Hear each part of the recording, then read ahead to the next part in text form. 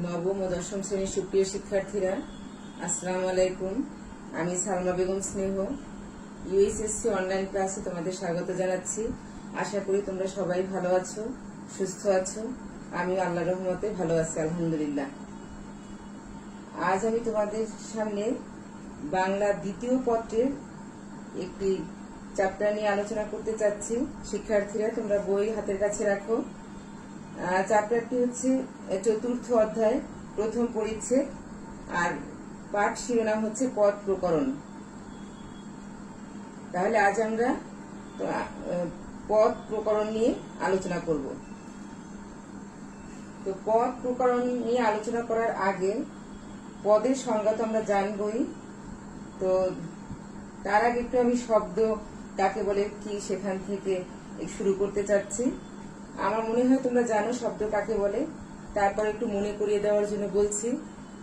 এক বা একাধিক অর্থবোধক ধ্বনির সম্মেলনে তৈরি হয় শব্দ। কি বললাম শিক্ষার্থীরা?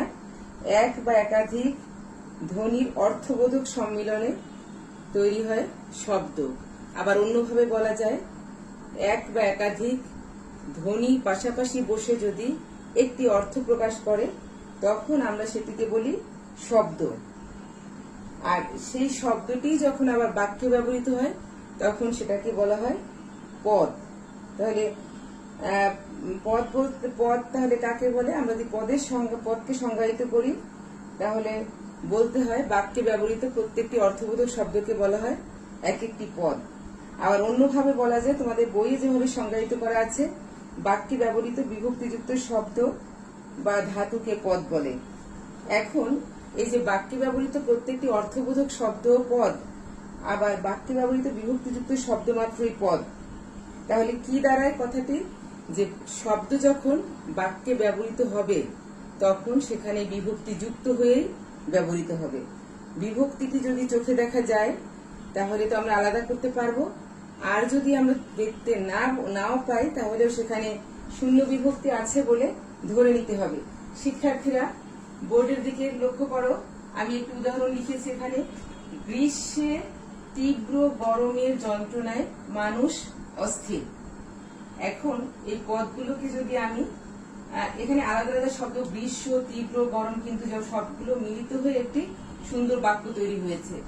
এখন প্রত্যেকটি পদকে যদি আমি আলাদা করি, মানে বিভক্তি আলাদা করি, গ্রীষ্ম যোগ এর, তারপরে গরমের এখানে বলেছি গরম যোগ এর, যন্ত্রণায় এটাকে ভাঙালে হয় যন্ত্রণা যোগ অন্তঃস্থীয়। তাহলে এখানে দেখা গেল যে গ্রীষ্ম যোগ এ হয়েছে গ্রীষ্মে, গরমের এটাকে আমরা গরম যোগের গরমের, যন্ত্রণা যোগ অন্তঃস্থীয় যন্ত্রণায়। এখানে আমরা বিভক্তিগুলোকে, যেমন এ একটা বিভক্তি, এর একটি বিভক্তি, আর অন্তঃস্থীয় একটি বিভক্তি, এই তিনটি শব্দে আমরা তিনটি বিভক্তিকে আলাদা করতে পেরেছি। কিন্তু তীব্র, এখানে কোনো আলাদা বিভক্তি আমরা দেখতে পাচ্ছি না। তারপরে মানুষ, এখানেও কোনো আলাদা বিভক্তি দেখা যাচ্ছে না। অস্থির, এখানেও কোনো আলাদা বিভক্তি দেখা যাচ্ছে না। তাহলে আমরা ধরে নিব এখানে শূন্য বিভক্তি আছে। তীব্র শব্দের সাথে আছে শূন্য বিভক্তি, মানুষ শব্দের সাথে শূন্য বিভক্তি, অস্থির শব্দের সাথেও শূন্য বিভক্তি।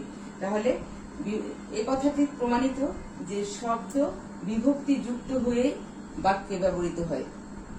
তাহলে যে সংজ্ঞাটি বলা হয়েছে যে বাক্যে ব্যবহৃত বিভক্তিযুক্ত শব্দ বা ধাতু পদ, এটাও সঠিক। আবার বাক্যে ব্যবহৃত প্রত্যেকটি অর্থবোধক শব্দ এক একটি পদ, এটাও সঠিক। এরপরে আমরা তবে আমি যে উদাহরণটি দিয়েছি, তাছাড়া তোমাদের বইয়ে একটি সুন্দর উদাহরণ আছে যে দুঃসাহসী অভিযাত্রীরা মানুষের চিরন্তন কল্পনার রাজ্য চাঁদের দেশে পৌঁছেছেন এবং মঙ্গল গ্রহে যাওয়ার জন্য তারা প্রস্তুত হয়েছেন। এখানে এটিকে একদম বিশ্লেষণ করে করে দেওয়া আছে। বিভক্তিগুলো আলাদা, যেমন অভিযাত্রী যোগ রা, মানুষ যোগ এর, কল্পনা যোগ র, মঙ্গল গ্রহ যোগ এ। এই যোগ দিয়ে যেগুলো দেওয়া আছে সেগুলো সব, যেমন রা, তারপরে এর, র, এগুলো হচ্ছে বিভক্তির চিহ্ন। তাহলে বিভক্তি বাক্যে ব্যবহৃত হওয়ার কিন্তু একটা মানে বিশেষ কারণও আছে, যে বাক্যে ব্যবহৃত যে পদগুলো তাদের মধ্যে একটা সম্পর্ক সাধন করে এবং অর্থ প্রকাশে সহায়তা করে। যাই হোক, বিভক্তি নিয়ে আমি আলোচনা করবো না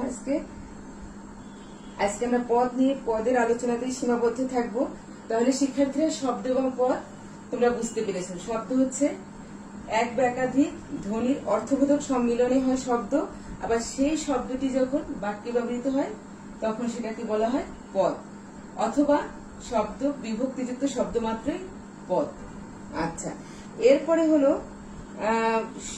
কি বলে, তাহলে আমরা শব্দ আর পদ বুঝতে পেরেছি। আরো দুই একটি মানে কি বলবো যে টিপস আমি তোমাদেরকে বলে দিতে চাই। মনে রাখবে, শব্দ হচ্ছে বিভক্তিহীন, কিন্তু পদ বিভক্তিযুক্ত সর্বদা। পদ মানে সেটা বিভক্তিযুক্ত। আবার আরেকটি বিষয় মনে রাখতে হবে, মানে পারো যে শব্দ বাক্যে ব্যবহারের আগে গঠিত হয়, কিন্তু পদ বাক্যে ব্যবহারের পরে প্রতিষ্ঠিত হয়।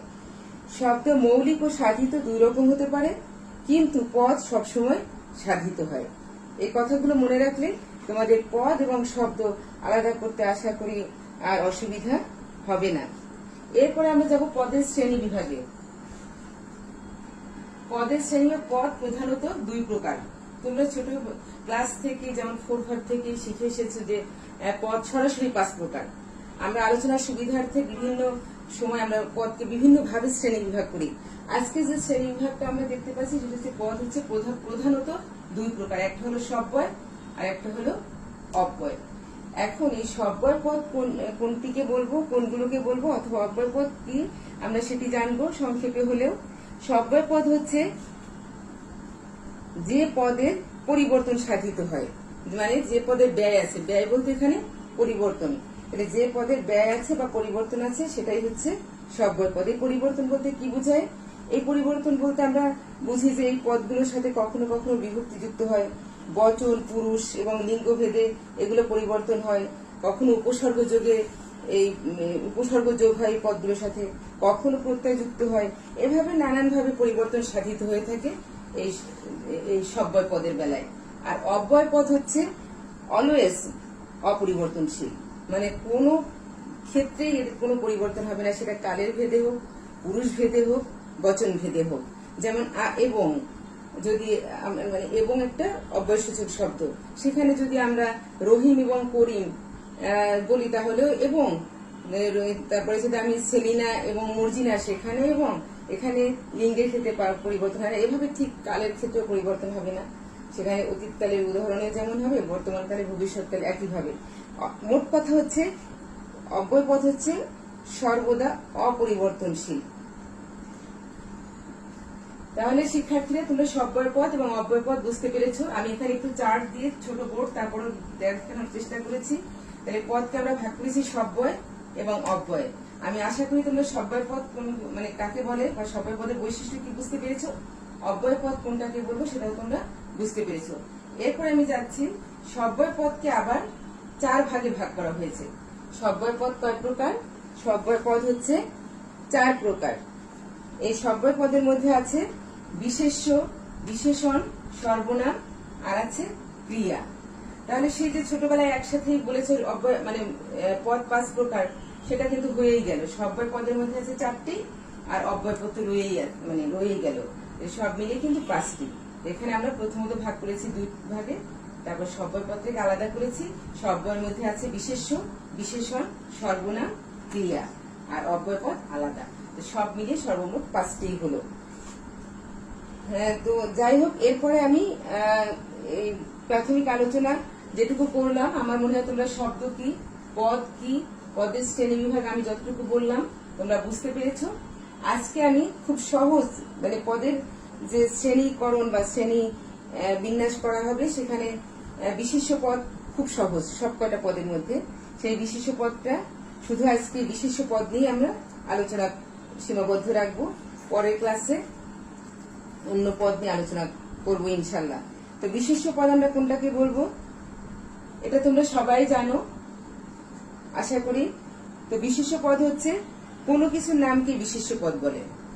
সে নাম কোনো ব্যক্তির হতে পারে, জাতির হতে পারে, সমষ্টির হতে পারে, বস্তু, স্থান, কাল, ভাব, কর্ম, গুণ ইত্যাদি নানান কিছুর নাম হতে পারে। এটাকে যদি আমরা সংজ্ঞায়িত করি, খুব সংক্ষেপে বলতে গেলে আমরা বলতে পারি কোনো কিছুর নামকেই বিশেষ্য পদ বলে।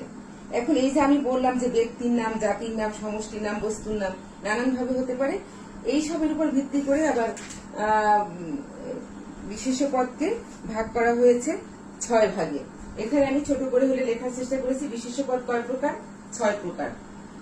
1 নাম্বার হচ্ছে সংজ্ঞা বা নামবাচক, 2 জাতিবাচক বিশেষ্য, 3 বস্তুবাচক বা দ্রব্যবাচক বিশেষ্য, 4 সমষ্টিবাচক বিশেষ্য, 5 ভাববাচক, আর 6 নাম্বার হলো গুণবাচক বিশেষ্য। তো আমি উদাহরণগুলো বোর্ডে লিখতে পারিনি, মানে জায়গায় হচ্ছে না, তোমরা একটু খেয়াল করো, খেয়াল করে তোমাদের কাছে স্পষ্ট হবে। প্রথমে আমরা আলোচনা করতে চাচ্ছি সংজ্ঞা বা নামবাচক বিশেষ্য নিয়ে। সংজ্ঞা বা নামবাচক বিশেষ্য আমরা কোনটাকে বলবো? সংজ্ঞা বা নামবাচক বিশেষ্য হচ্ছে যে পদ দ্বারা কোনো ব্যক্তি, ভৌগোলিক স্থান বা সংজ্ঞা এবং গ্রন্থ বিশেষের নাম বিজ্ঞাপিত হয়, তাকে সংজ্ঞা বা নামবাচক বিশেষ্য বলে। কি কি বলেছি? কোনো ব্যক্তি হতে পারে, ভৌগোলিক স্থান হতে পারে, বা কোনো গ্রন্থের নাম হতে পারে। এগুলো যদি বিজ্ঞাপিত হয় তাহলে সেটাকে বলা হবে সংজ্ঞা বা নামবাচক বিশেষ্য। যেমন ব্যক্তির নাম নজরুল, ওমর। ভৌগোলিক স্থানের নাম ঢাকা, লন্ডন। তারপরে ভৌগোলিক সংজ্ঞার নাম যেমন নদী, মানে নদী যদি বলি তাহলে মেঘনা, পর্বত বললে হিমালয় পর্বত, সমুদ্র যেমন আরব সাগর ইত্যাদি। গ্রন্থের নাম যদি বলি তাহলে গীতাঞ্জলি, অগ্নিবীণা, বিশ্বনবী। এগুলো হচ্ছে সব সংজ্ঞা বা নামবাচক বিশেষ্য। খুবই সহজ বিশেষ্য পদটা, তোমাদের বুঝতে কোনো মানে অস্পষ্টতা থাকার কথা না। 2 নাম্বার হচ্ছে জাতিবাচক বিশেষ্য। জাতিবাচক বিশেষ্য আমরা কোনগুলোকে বলবো? যে পদ দ্বারা বা যে বিশেষ্য পদ দ্বারা কোনো এক জাতীয় প্রাণী বা পদার্থের সাধারণ নাম বোঝায়। কি বলেছি? এক জাতীয় প্রাণী বা পদার্থের সাধারণ নাম বোঝায়, তাকে বলা হবে জাতিবাচক বিশেষ্য। যেমন মানুষ, গরু, তারপরে ইংরেজ ইত্যাদি। তো এগুলো দিয়ে, যেমন ইংরেজ বলতে আমরা কিন্তু শুধু একজন ইংরেজকে বুঝি না, পুরো জাতিকে বুঝি। মানুষ বলতে শুধু একজন মানুষ না বা দুজন মানুষ নয়, মানুষ জাতিকে, গোটা মানুষ জাতিকে বোঝায় ইত্যাদি। এই জন্য এটাকে বলা হয় জাতিবাচক বিশেষ্য। আশা করি তোমাদের কাছে ক্লিয়ার। তারপরে 3 নম্বরে হচ্ছে বস্তুবাচক বা দ্রব্যবাচক বিশেষ্য। যে পদে কোনো উপাদানবাচক পদার্থের নাম বোঝায় তাকে বস্তুবাচক বা দ্রব্যবাচক বিশেষ্য বলে। আবার বলছি আমি, যে পদে কোনো উপাদানবাচক পদার্থের নাম বোঝায় তাকে বস্তুবাচক বা দ্রব্যবাচক বিশেষ্য বলে।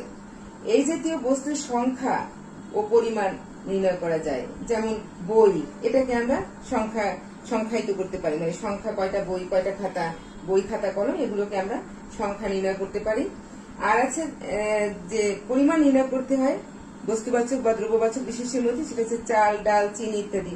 এগুলোকে আমরা পরিমাণ, যেমন 1 কেজি চাল, 5 কেজি চাল, এভাবে। তাহলে বস্তুবাচক বা দ্রব্যবাচক বিশেষ্য কোনটি তোমরা বুঝতে পেরেছো।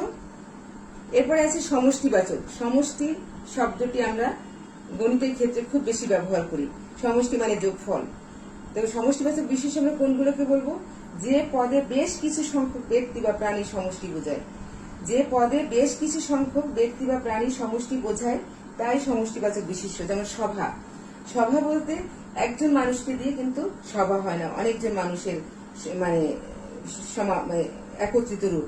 তারপরে জনতা, একই রকমের। তারপর মাহফিল। মাহফিল বলতে অনেক মানুষ এক জায়গায় জড়ো হয়ে যে ধর্মীয় ওয়াজ শুনে, এগুলোকে আমরা মাহফিল বলি। তো সেখানে একজন মানুষ না, অনেক মানুষ, এজন্য এগুলোকে বলা হয় সমষ্টিবাচক বিশেষ্য। 5 নম্বরে ভাববাচক বিশেষ্য। ভাববাচক বিশেষ্য আমরা কোনগুলোকে বলবো এটা একটু ভালো করে মনে রাখতে হবে। ভাববাচক আর গুণবাচকটা একটু ভালো করে মাথায় নিতে হবে। যেমন ভাববাচক আমরা যেগুলোকে বলবো, যেটা যে বিশেষ্য পদে কোনো ক্রিয়ার ভাব। আর ক্রিয়াপদ কোনটাকে বলে তোমরা জানো, ক্রিয়া হচ্ছে কোনো কাজ করা। সহজ কথায় যে পদ দ্বারা কোনো কাজ করা বোঝায় সেটাই হচ্ছে ক্রিয়াপদ। তাহলে যে বিশেষ্য পদে কোনো ক্রিয়ার ভাব বা কাজের ভাব প্রকাশিত হয়। আমি আবার বলছি, যে বিশেষ্য পদে কোনো ক্রিয়ার ভাব বা কাজের ভাব প্রকাশিত হয় তাকে ভাববাচক বিশেষ্য বলে। যথা গমন। গমন এটা হচ্ছে যাওয়ার ভাব বা যাওয়া কাজের নাম, সেটাকে আমরা গমন বলি। দর্শন, দেখার কাজের নাম, দেখার কাজ, মানে আমরা যে দর্শন করলাম, হ্যাঁ, যে দৃশ্যটি আমরা দর্শন করলাম, তো এখানে দর্শন মানে দেখার কাজ। তারপরে ভোজন, খাওয়ার কাজ, শয়ন, শোয়ার কাজ ইত্যাদি ইত্যাদি অনেক উদাহরণ আছে। তো এগুলো হচ্ছে সব ভাববাচক, মানে প্রত্যেকটা কাজের যে ভাব প্রকাশিত হয়েছে সেটি বোঝানো হয় এই ভাববাচক বিশেষ্য দ্বারা। সর্বশেষ যেটা গুণবাচক বিশেষ্য। এই গুণবাচক বিশেষ্য আমরা কোনটিকে বলবো? যে বিশেষ্য দ্বারা কোনো বস্তুর দোষ বা গুণের নাম বোঝায়। দোষের নামও বোঝাতে পারে, গুণের নামও বোঝাতে পারে, তাহলে সেটাকে আমরা বলবো গুণবাচক বিশেষ্য।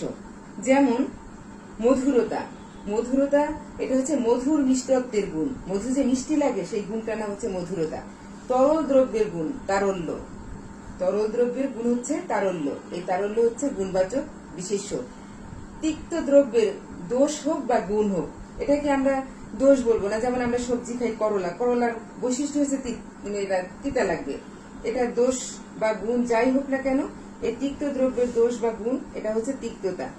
তারপর তরুণের গুণ, তারণ্য ইত্যাদি ইত্যাদি অনেক উদাহরণ তোমরা খুঁজে পাবে। তো আজকের আলোচনার বিষয়টি কিন্তু বিশেষ্য পদটা বেশ সহজ, কিন্তু তার আগে তোমাদের আমি আবার একটু মনে করিয়ে দেই আজকে আমরা আলোচনা থেকে কি কি শিখলাম। শব্দ কাকে বলে যদিও জানি, আবার নতুন করে মনে করার চেষ্টা করেছি শব্দ কি আর শব্দ কিভাবে তৈরি হয়, তারপর সেই শব্দ যখন বাক্যে ব্যবহৃত হয় সেটা কেমন ভাবে ব্যবহৃত হয়, তারপরে বিভক্তিযুক্ত শব্দ বা ধাতুই পদ বা বাক্যে ব্যবহৃত অর্থবোধক শব্দই পদ, সেটা আমরা জানতে পেরেছি। পদ প্রধানত যে দুই প্রকার, সব্যয় আর অব্যয়, সেটা জানতে পারলাম। আগে আমরা সরাসরি 5 প্রকার বলে দিতাম, আজকে আমরা একটা বিশেষ পদ্ধতি মানে প্রধানত 2 প্রকার বলে তারপরে আমরা সব্যয় পদ আলাদা করেছি, অব্যয় পদকে আলাদা করেছি। সব্যয় পদ হচ্ছে আবার 4 প্রকার। 4 প্রকার বিশেষ্য, বিশেষণ, সর্বনাম, ক্রিয়া। আর আমরা আজকে বিশেষ্য পদটি একেবারে শ্রেণী বিভাগ সহ আমরা আলোচনা করেছি। যে পদ দ্বারা কোনো কিছুর নাম বোঝায় সেটাই হচ্ছে বিশেষ্য। আর বিশেষ্য পদের যে শ্রেণী বিভাগগুলো 6 প্রকার। সংজ্ঞা বা নামবাচক বিশেষ্য শিখেছি, জাতিবাচক বুঝতে পেরেছি, বস্তু বা দ্রব্যবাচক, সমষ্টিবাচক কোনগুলো, ভাববাচক কোনটি, গুণবাচক বিশেষ্য আমরা কোনগুলোকে বলবো। তো মোটামুটি আমার মনে হয় তোমাদের কাছে বিষয়টি সহজ ছিল, এখন সহজতর হয়েছে। বইটি ভালো করে পড়বে। আর বইয়ে সবই আছে, আমি বইয়ের বাইরে অবশ্য খুব একটা কথা কিছু বাড়িয়ে বলিও নেই।